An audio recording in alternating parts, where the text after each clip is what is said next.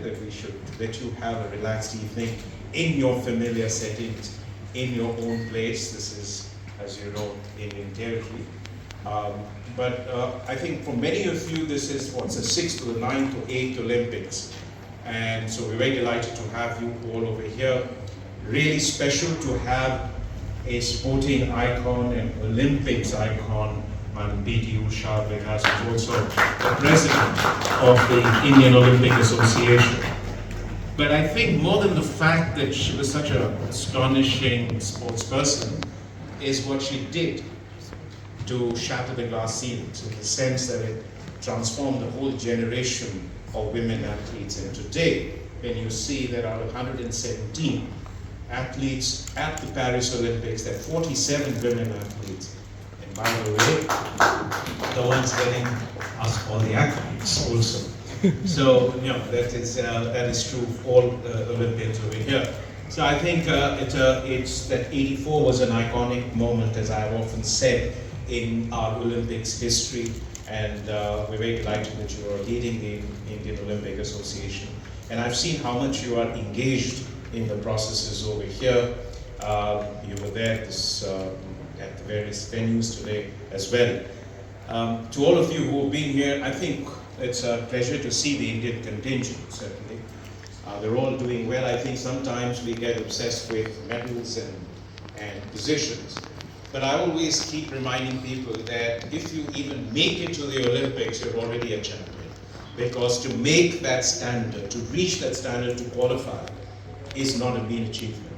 True. And in 5.5 billion people in the world, 7 billion people in the world, you are one of those who are actually 10,500 of the best, the fittest, the best athletes actually come to the Olympics. And we really need to believe, respect the 117 Indian Olympians who are over here.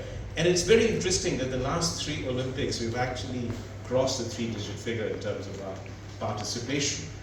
And whether you come fourth or you win a medal or you come, but I see that in terms of fitness, in terms of skills, in terms of attitude, in terms of mental strength, they're right there at the top. And it augurs well for Olympics and for sports over here for India.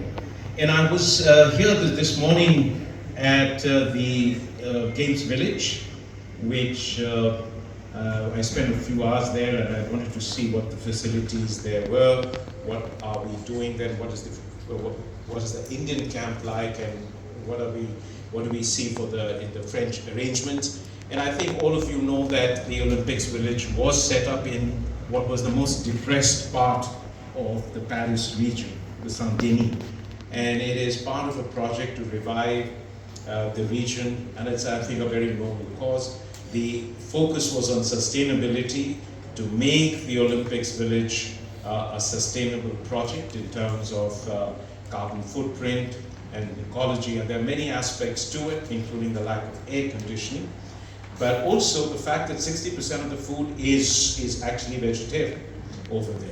And that again shows how the world is now looking at issues of carbon footprint, at issues of sustainability, including on food in something like Olympics, where athletes are supposed to have the best possible nutrition. So that just sets some example all around.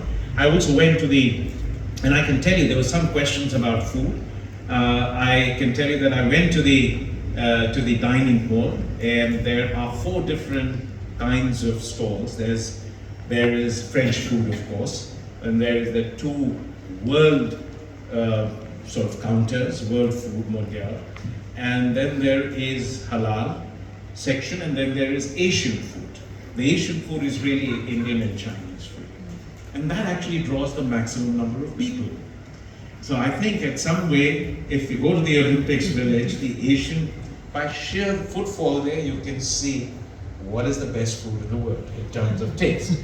And which may be the reason where sometimes you find that there's a long queue before the curry counter. And today I saw the Italian contingent, the Spanish contingent, the Algerian contingent. There were many contingents over there. at the Asian counter, so much so that we had to go eat somewhere else. so that's just, I thought I'd sort of touch upon this since this became an issue.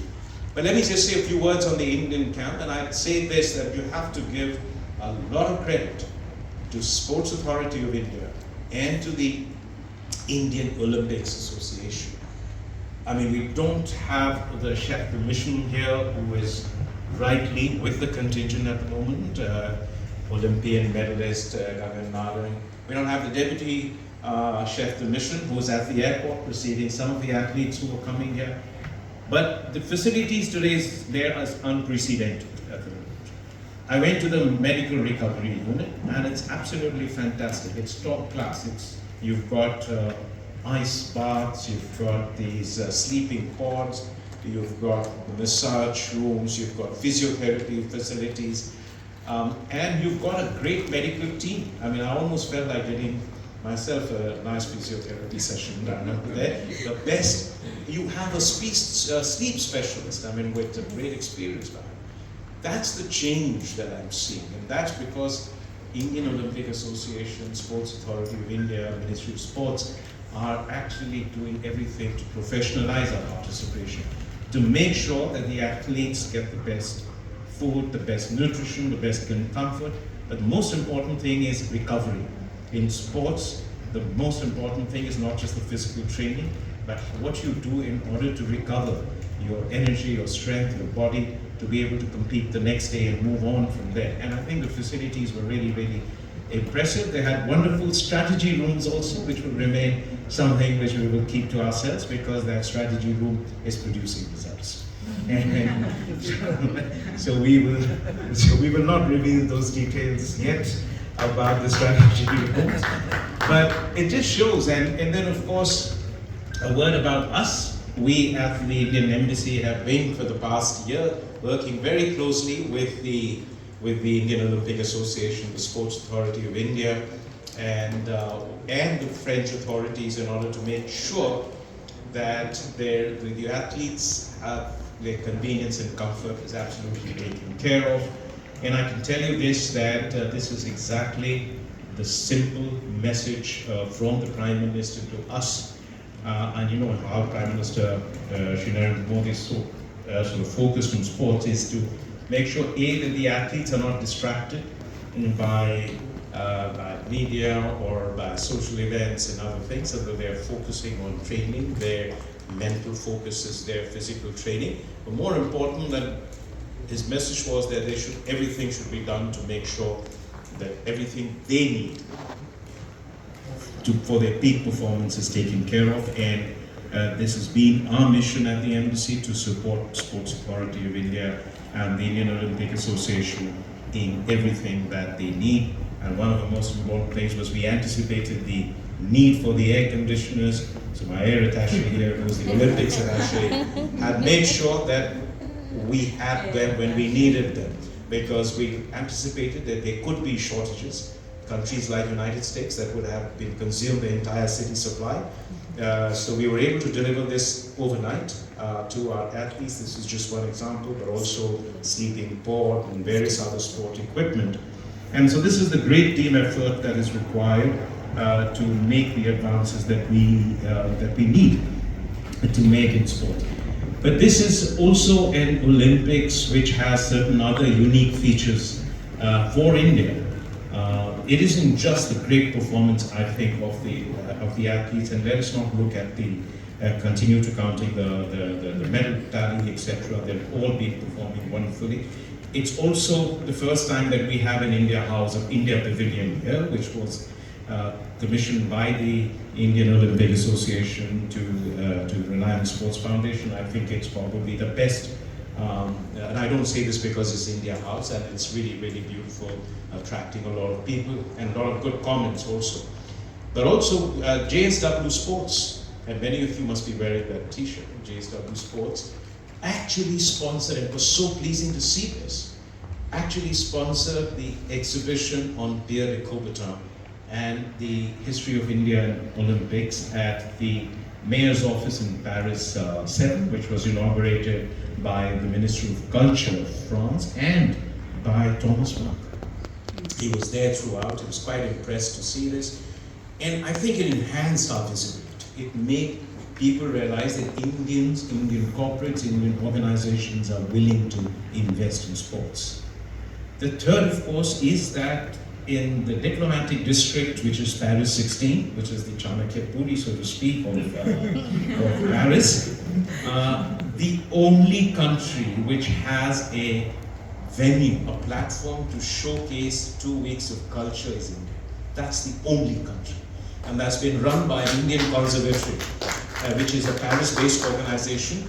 And in fact, they got a congratulatory message from Prime Minister. I mean, that is also the level of attention he pays to the details, that in a Paris-based organization, Indian Conservatory, which is setting up this platform, and I was there with the mayor to inaugurate it. Fantastic 2 weeks of culture, from yoga to dances and music, to Indian games also, the traditional games, and Rangoli making, and the kids in Paris are loving it, absolutely. Some of them are discovering that it's better than painting, because they're using different kinds. So, but the fourth, and very interesting, all of you are aware, we have a K9 unit over here. And those wonderful stars of Indian K9 units are doing a great job.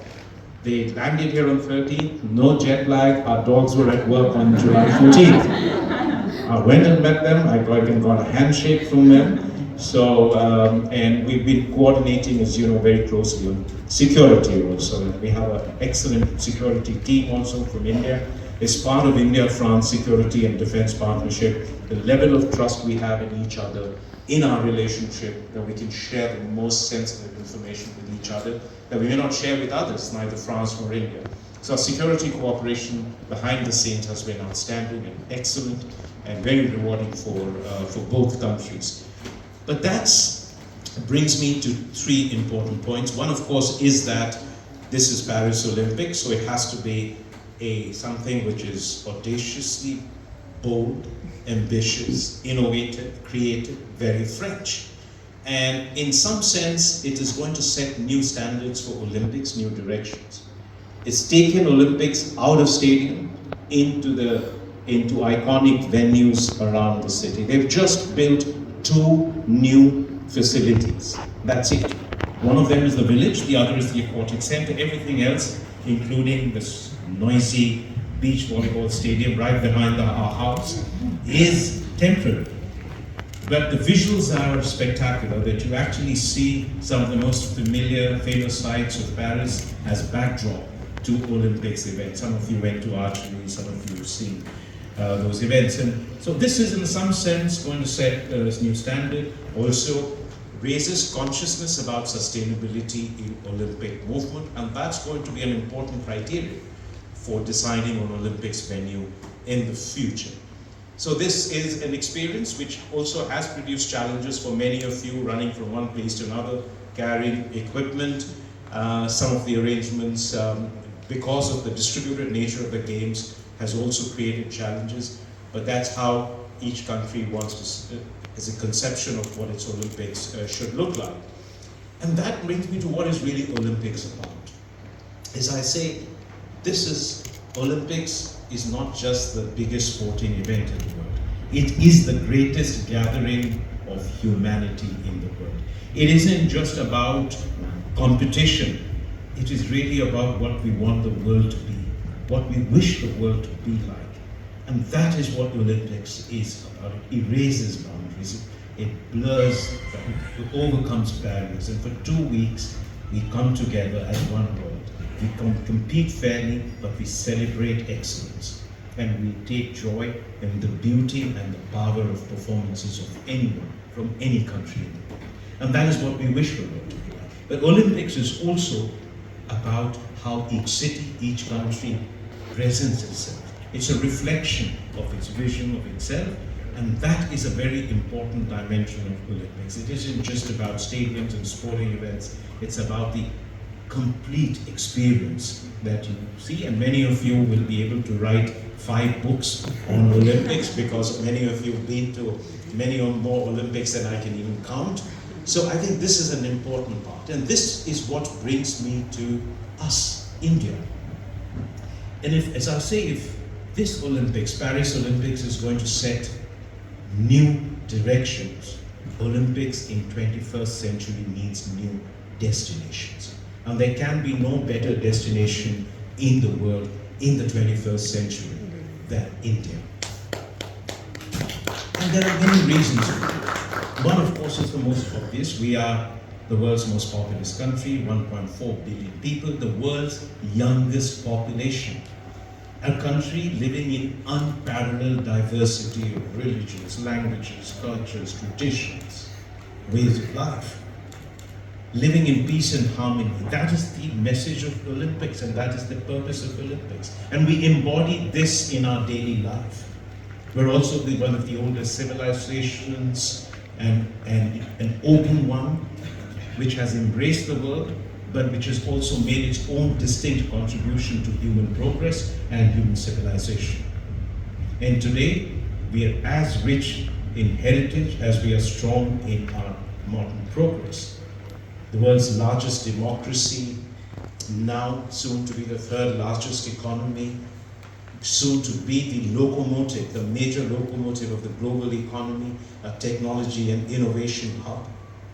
But it is also that now, under the leadership of Prime Minister, we see sports transforming itself into an instrument of youth empowerment and development, of an inclusive society, of shattering, as I said, the glass ceilings for women, and of transformation of India. It is also a country which has shown that our athletic standards will continue to improve by tangible leaps and bounds. And when it comes to organizing events, whether it is the IPL, whether it is the World Cup, whether it is the best ever G20 with 200 events in 60 cities, our message to the world is, we are ready. And I hope that in the coming months, we will make the strong case for the world to recognize that India is a natural destination for Olympics. And what a message it will be for the world, for people in Africa, Latin America, in Asia, for the world that will start believing in an inclusive world. And that is the message of the Olympics. India will be ready to embrace the world, just as the world will start believing that it is a world of equal opportunities, where a country like India will begin to will host the Olympics. And I have no doubt that we will make it the most memorable Olympics ever. So these are just some of the thoughts that I wanted to share with you. I am really pleased once again to have you all over here. Use this evening to relax, enjoy yourselves. This is your home, this is your place, this is your territory, as if I might say. And for all the hard work that you've done and you will continue to do in the coming days, just let yourself go today and enjoy the evening. And I'd also like to conclude by welcoming today our Additional Chief Secretary, Smita from Madhya Pradesh. So she's